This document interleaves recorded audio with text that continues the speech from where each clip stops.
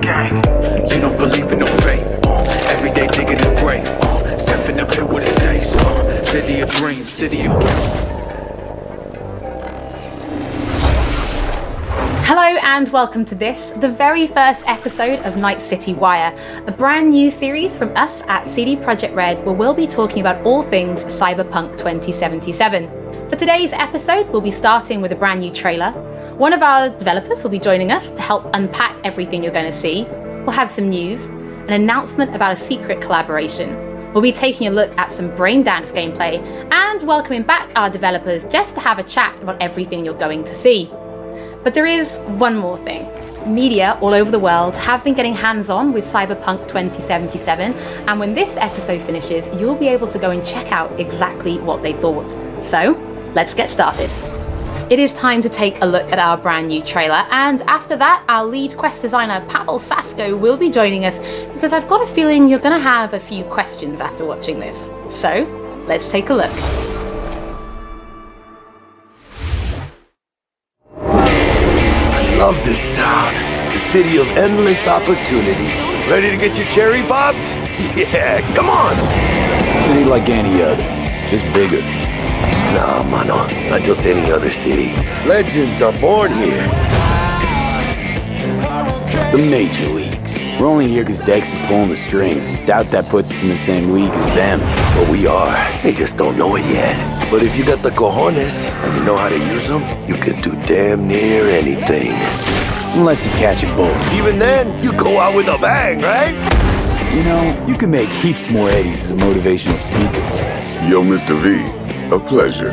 So what's the gig, Dex? You meant to come out in one piece? How about we go over the plan? There's this prototype tech, a biochip to be precise. Job's to grab it. Guessing it belongs to a corp. Arasaka. We're robbing some heavy hitters. Thought you could blackmail me, fucker? High risk, high reward. First rule of the afterlife. Ka-ching, baby. Goes without saying, we do this on the hush. Ideally, no bodies, not a one. Sounds simple enough.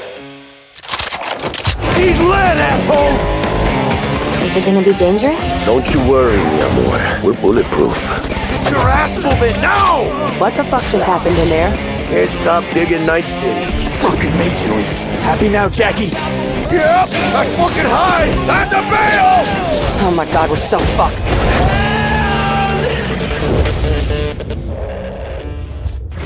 Dex, what the fuck? Can't risk it, V. And you, who are you?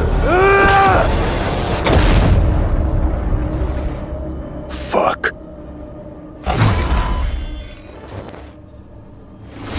So the trailer contains footage from the game's prologue only, but there was an awful lot in it. So Pavel, why don't you try and help us unpack everything that we just saw?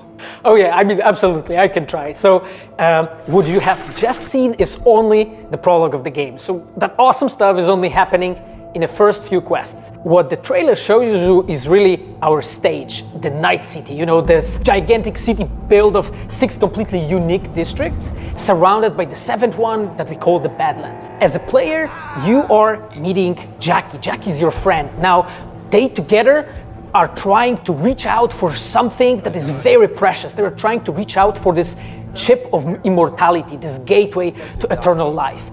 Jackie introduces you to Fixer Dexter Deshawn. He's a very important person in the social ladder of Cyberpunk. He is able to provide the player with various jobs and contracts to be able to gather money, to be able to modify their bodies, push themselves to the limits, to put their hands on the chip. But as you can expect, not everything goes as planned, and but to see it, you will have to play the game. There are an awful lot of really cool things in this trailer, and there's a few that I would just love to talk about a little bit more for the people at home. So let's start with talking about a gang called the Mox. Now, we see a few flashes of them in this trailer. I personally think they're really cool and one of my favorites, but can you give us a little bit more information about them? Oh yes, so the Mox is one of the gangs that player is going to interact with throughout the game. The Mox is the gang that has been formed in 2076 after death of Elizabeth Borden. She was called Lizzie. Now, she was an owner of a brothel and former sex worker, and she was protecting working guys and girls from harassment, from abuse, and the gang is really continuing her mission. And as a player, you are going to interact with that gang, meet multiple different NPCs, and craft your own relationship with them, and understand what they are all about.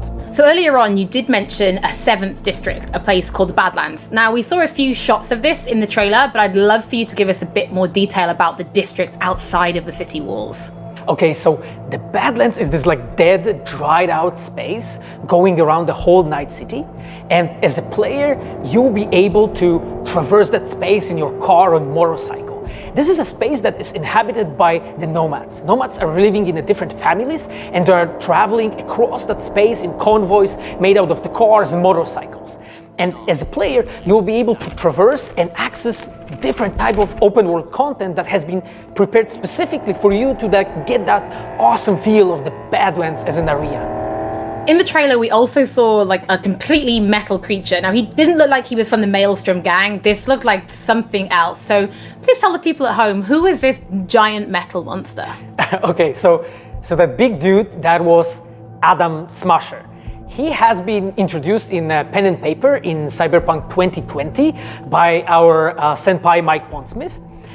Adam Smasher is a fully converted cyborg. He was always a loyalist of Arasaka. And time has changed, and in 2077 he had to find his own space in Night City. But to find out, you'll have to play the game. In this trailer, we do see some flashes of a Ripper Doc called Victor Vector. I think if people have watched our previous gameplays, they might remember him. But I'd really like for you to give the people at home some more information about what Ripper Docs are and how they'll be interacting with them when they play Cyberpunk.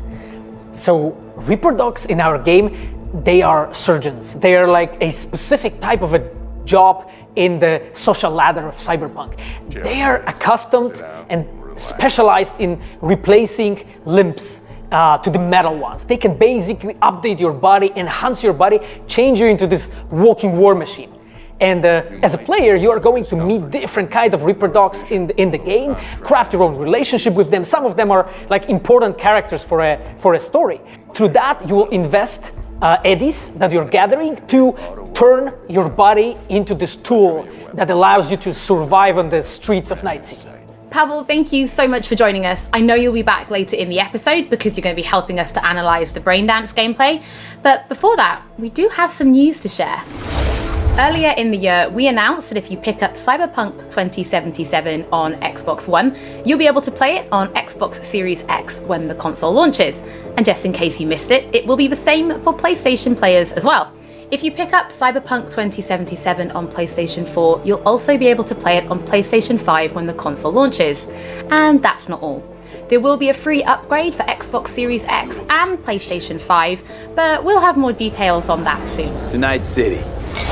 Before we reveal our first look at the Braindance gameplay and welcome back our developers for a chat, there is just one more thing we want to announce, something that we've been working on in secret for a while. We are very excited to announce our partnership with Studio Trigger and Netflix to bring you Cyberpunk Edgerunners, a standalone anime set in the Cyberpunk universe, which we've been working on for some time now. Edgerunners is due to launch in 2022, but for some more information, let's go to the team in Tokyo.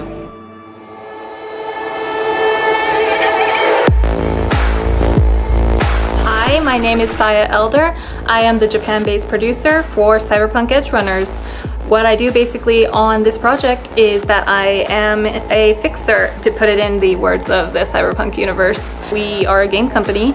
We are a bunch of nerds, and wherever there are nerds, there's going to be anime fans. So it was always a dream for us to make anime. When we began this project, we were certain that we didn't want to make a recreation of the game. Cyberpunk Edgerunners is a standalone story set in the same universe. The stage is still Night City, but everything else is totally new. New characters, new story. I do like to think that it's going to be a great gateway for newcomers to come and check Cyberpunk game and also the Cyberpunk genre as a whole. Right now we're in Nakano, which is one of the biggest anime meccas of the world. I'm going to take you to Studio Trigger right now because we have the wonderful opportunity to talk to the Dream Team that will be bringing you this anime. こんにちは。トリガーの代表取締役の大塚です。監督の今石です。キキャラクターデザインを担当する吉成です。ゲームのサイバーパンクのファンの方、今回初めて触れる方両方に満足していただけるようにアニメを作るつもりです。よろしくお願いします。今回はそのサイバーパンクという僕らが10代の、一ファンにしか過ぎなかった頃に生まれたジャンル、そういうジャンルのものをまた、時代が何周もして作れるというのが非常に楽しみです。トリガーも10年ということで、監督に今井氏、キャラクターデザインに吉成というトリガーの最強の布陣で、トリガー10周年にふさわしい作品にしていきたいと思います。お楽しみに。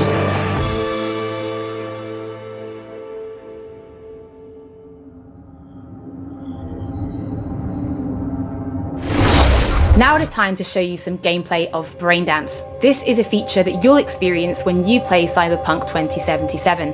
Braindance is essentially a recording of somebody else's experience. It allows you to relive their sense of sight, smell, touch, and even hearing, all thanks to a special device.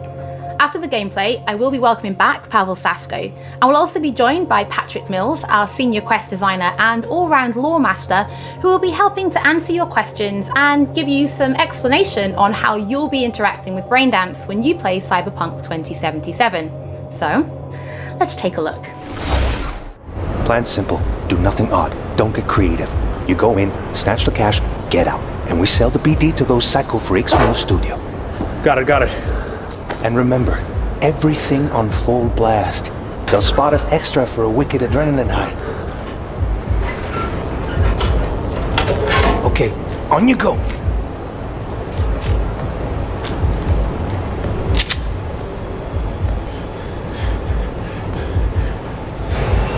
Down!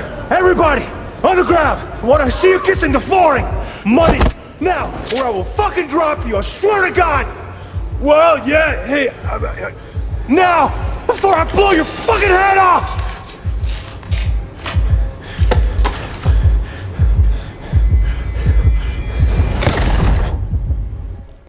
Ah! Slow, deep breaths. Your cortisol and adrenaline spiked, but the soft activated your hormone blockers. Nothing happened. You're alive and well. That was too much. Could feel the guy's pain, his stress, his hope. Hope wrapped up in something else. Probably took a booster just before. You'll be fine. Got everything set up?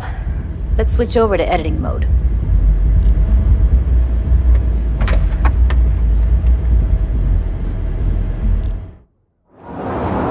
I'll sever the link to the BD Roller's sensory array. You'll be able to look around freely. Whole scene's yours. Full cam control in analysis mode, so move around, zoom in and out, whatever else you come up with. Think of it as your own little sandbox. So analysis mode, you control playback. Can even pause when you feel the need. Then you use the editor console to unpause. Try it. Plan simple, do nothing odd, don't get creative. You go in, snatch the cash, get out, and we sell the BD to those psycho freaks from the studio. Got it. Cream as hell, right? Well, that's not all. You can speed things up or rewind, whatever you like. Give it a try. Rewind, roll it back to the top.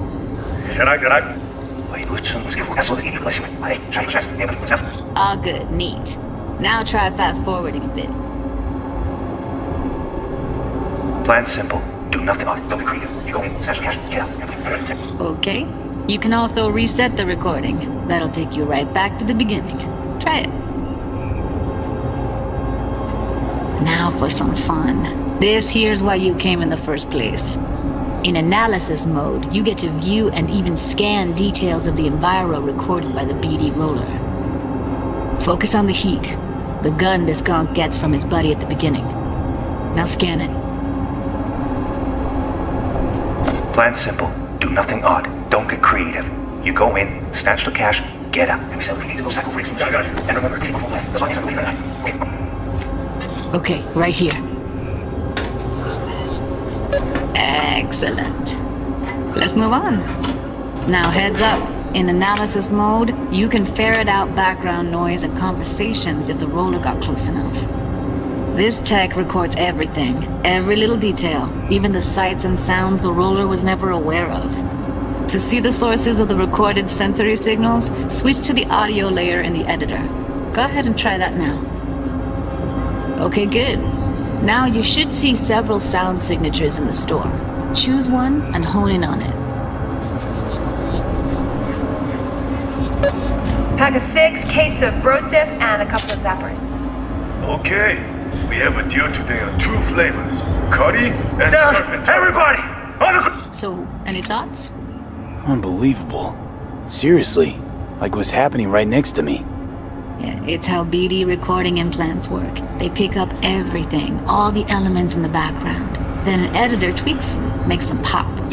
Keep playing with the sound, explore it a bit. We'll move on when you get bored. I wanna see you kissing the flooring! Money! Net! Sometimes you can analyze extra layers in the raw, stuff the roller's cyberware picked up. Like what?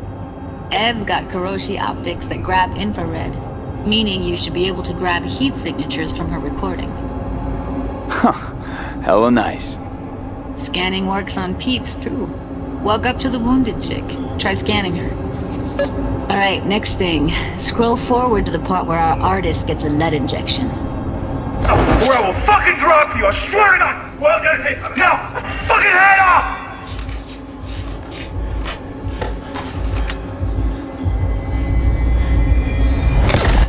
See that? They shot him and he never saw it coming.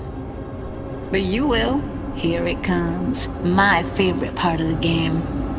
See the blinking thing over the entrance? Surveillance cam. Must have caught our shooter. You'll see in a sec. Cam feeds to the screen behind the clerk.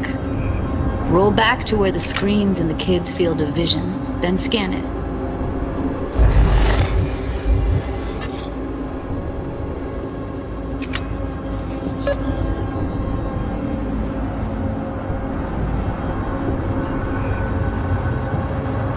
His own Chumba shot him. Probably planned to all along. Must have got a nice slice of cred on the black market for a BD like this. BD freaks are ready to pay a preem for a real flatline. Anyway, if you've seen enough, you can exit.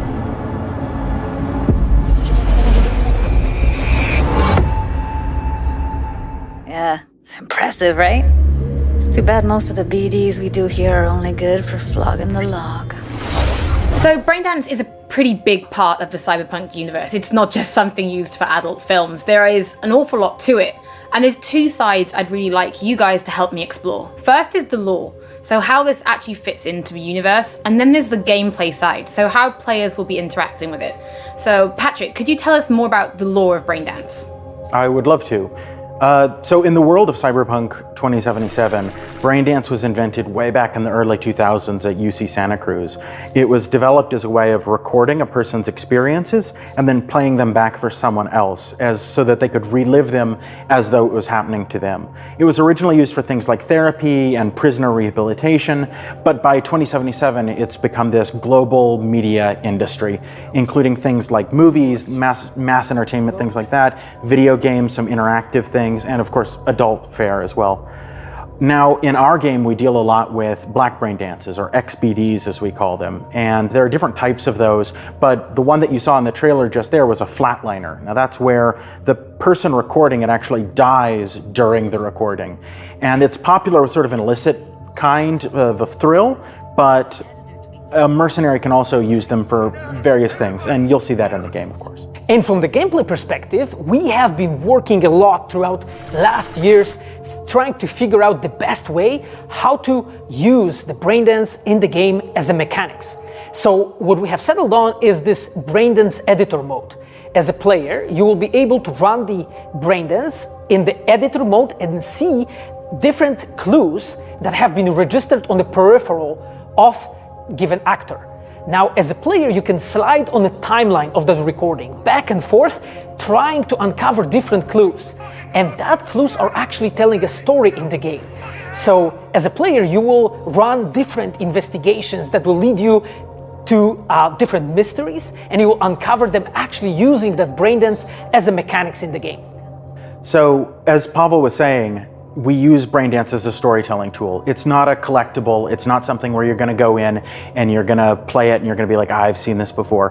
What we use Braindance for is to give you a keyhole into the life of the residents of Night City. And we can explore things like childhood trauma, religion, various philosophical ideas in a way that you might not otherwise experience in a story about a mercenary on the tough streets. So we've tried to talk about some of the aspects that we think the community will find really exciting, but while you're both here, I'd love to know, what is it about Cyberpunk that you guys are really excited for? Patrick, why don't you start? So one of the things that I'm most excited about in this game is the characters and the way they interact with the world. We've got this really interesting world that stretches all the way back to the Cyberpunk 2020 source material and all of these events and all of those things, but those don't mean anything unless they connect with characters. And so when we come up with a character, we start with their function. What is this person? What do they do in the story? But we don't stop there. We go back and we figure out, what was their childhood like? What was their upbringing like? What kind of obstacles did they face in this harsh reality, and did they overcome them? And how did they overcome them, or did they not overcome them, and why? And you can see all of those things in their environment, in their dialogues, in sort of how they operate in the world. And we come up with that for all of our characters. Now, you look at someone like Victor Vector, and you're going to see stories about his past in his environment and in his dialogue. We come up with that stuff even if we don't use it in the game, because it helps inform us as to who these characters are. And for me, I would not be myself if I would not say that I'm the most excited about our quests. Like with our Witcher 3 team, with Patrick and like everybody that has stayed with us since the Witcher 3 time, we really have grown so much. We have learned so much, and we have used all that experience to put them into the quest that we have made. And you will not find really a filler in this game. Like everything has a meaning. Like we put so much effort into making sure that everything is rewarding, is interesting, is talking about characters, as Patrick said, is talking about worlds, is talking about emotions, like touching the player in a really, like a real way. And I just can't wait to find out what you think. Pavel, I know you mentioned story and quests and writing quests, and when I was last in the studio, I had a look and I saw a notebook on your desk, and I would love for you to show everybody this notebook. Okay, Holly, I mean, you asked for it. So this is my notebook. It says Salsa Quest Designer. The reason is because I dance salsa, and I'm a quest designer, so you know. So I started this notebook actually when we were really starting Cyberpunk. At the very beginning, I wrote a first note, and it says pretty much something along the lines of that we were starting with a prototype. And then, I kept on basically noting things that we've been working on for like next years. I remember once when our concept artists actually approached me, and they said that they want to take a look on my notebook. I was like, what for actually? And they took some pictures. And they told me, because we are looking for a reference material for notes of a psychopathic killer. You may find maybe some of my notes in the game. Pavel and Patrick, thank you so much for joining me. I'm pretty lucky because I have read some of the stories that you and the team have written for Braindance, and I'm pretty excited for people to discover them. But before we do finish today's episode, there is just one more thing we'd like to talk about. Earlier in this episode, I mentioned that media have been getting hands-on with the opening of Cyberpunk 2077, and they should be posting their impressions right about now. And if you missed anything from today's episode, don't worry, we'll be uploading everything to our channels very soon. And finally, on behalf of everybody at CD Projekt Red, we just want to say thank you so much for joining us for this, the very first episode of NightCityWire. But don't worry, we'll be back with episode 2 in just a few weeks. So, we shall see you soon.